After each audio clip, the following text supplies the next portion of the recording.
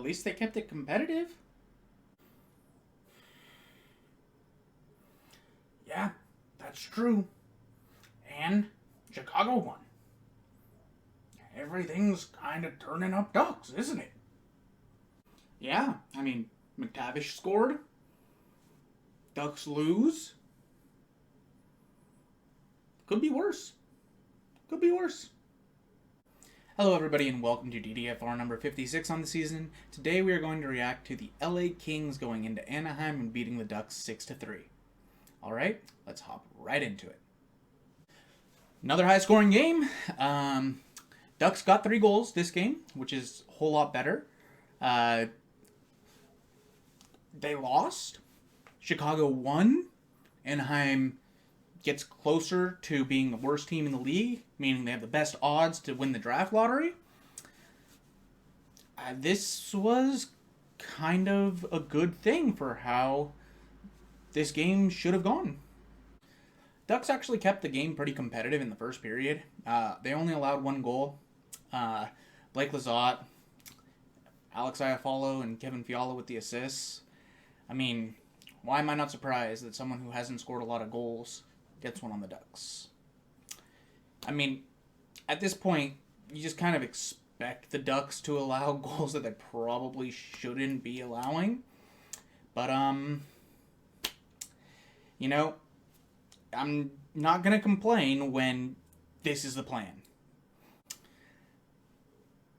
Kings fans on Twitter trying to, get under the Ducks' skin, get under the Ducks fans' skin.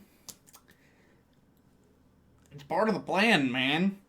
Like, losing like this is part of the plan.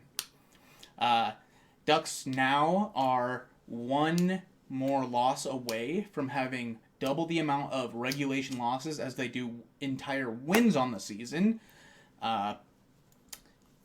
This is part of the plan this year. We knew that the Ducks weren't going to be good. Even the acquisitions in the offseason, they weren't for the Ducks to be good. They were to get value at the deadline. Unfortunately, Klingberg did not score or get a point in this one, so he didn't help his value. However, someone who did help their value was Kevin Shattenkirk. He scored in the second period.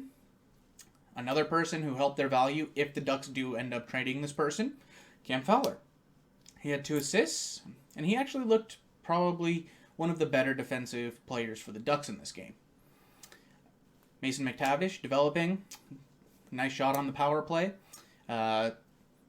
Actually brought the Ducks within a goal, and then Kopitar gave him another 2-goal lead. Vetrano, another goal to bring it back within 1.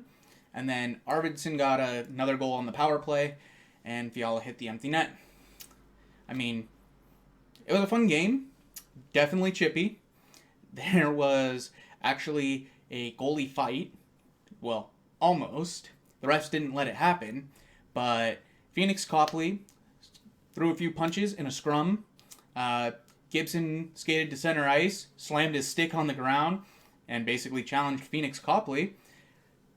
And the refs got in the way. Man, it would have been so much fun to watch John Gibson and Phoenix Copley go at it.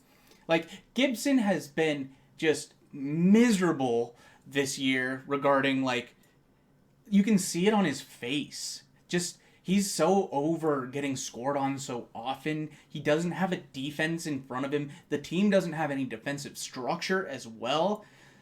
It would have been a great way for him to get his frustration out. And maybe that's why the refs stopped it, because, man, if you let John Gibson go and fight Phoenix Copley, Gibson might not hold back.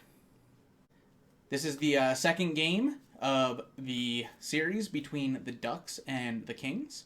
Ducks lost the first game 4-1. This is game 2 where they lost 6-3. They have already lost the season series against the Kings because they only play the Kings 3 times this year. Kind of stupid that they're about 45 minutes to an hour away from each other because of traffic, by the way.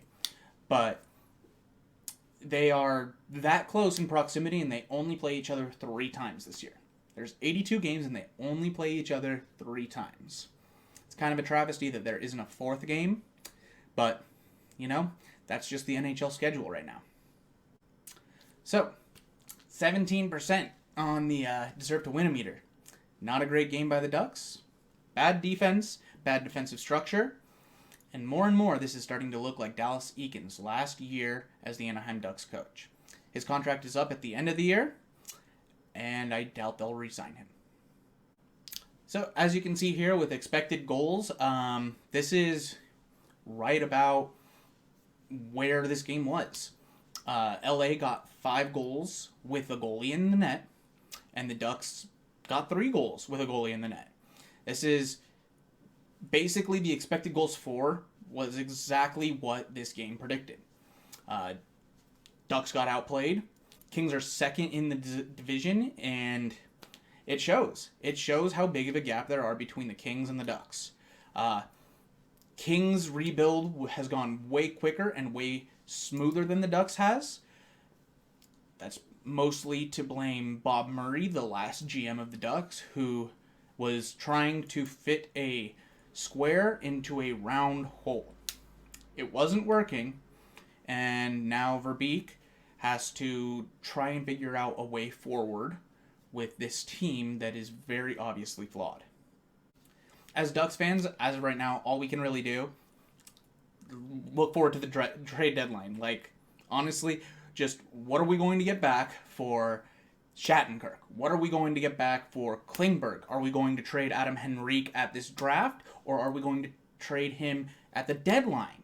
Like, we don't know what's going on here regarding Adam Henrique, regarding Jakob Silfverberg. Even Cam Fowler's name has been out there. John Gibson could potentially be on the move. This team is looking forward to tearing it down still. They have pieces of the foundation that are there. McTavish, Zegras, Max Jones, Jamie Drysdale, Lucas Dostal. But we don't know if any of these older players are going to stick around and be part of the future. Like, the answer is most likely no, but as of right now, we don't know. Alright, Ducks have kind of a weird scheduled game on Monday, the 20th of February. They play at 10 a.m. Pacific Standard Time. It's 1 p.m. Eastern Standard Time. They're going to be on the East Coast in Florida playing against the Panthers. Panthers probably going to come out really strong because they just got spanked today, the 18th, against the Nashville Predators, 7-3. They lost worse than the Ducks did against the Kings. And the Preds aren't even that high in the standings compared to the Kings. So, yeah, something tells me Florida's going to come out just swinging, full force. I mean, Matthew Tkachuk has been leading this team pretty much the entire year. He's 1 goal away from the team leading goal.